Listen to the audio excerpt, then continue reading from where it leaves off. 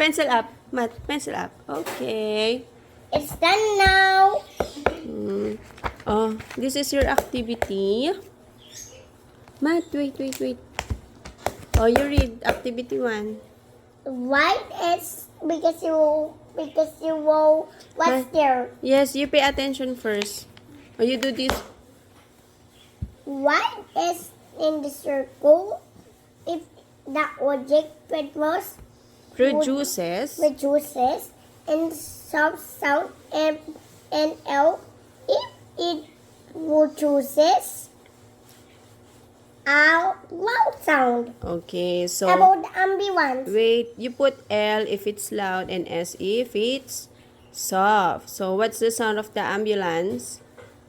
Nino. Is it loud or soft? Loud. Okay, you put the L. Okay, number 2. About the thunder. What's this? It's a thunder. Okay, is it loud or soft? Loud.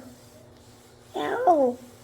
And then about the jeepney. Okay, what's that? Loud or soft? Loud. Okay. And then about the every sweet one. Oh, is it loud or soft? Yes. Are you Loud. The electric fan is what? Soft. Okay, can you put the soft? Perfect. How about number 5? What's that?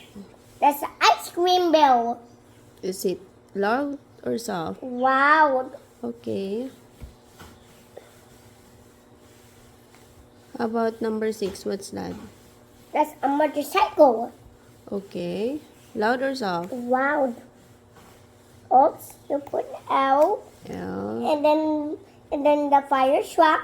Yes. Is that L or B? You erase it. You should. That's a check mark. Yes. Or there. You can use this one. I'll erase it for you. Put L, not V. L. Okay. Next. About the fire truck.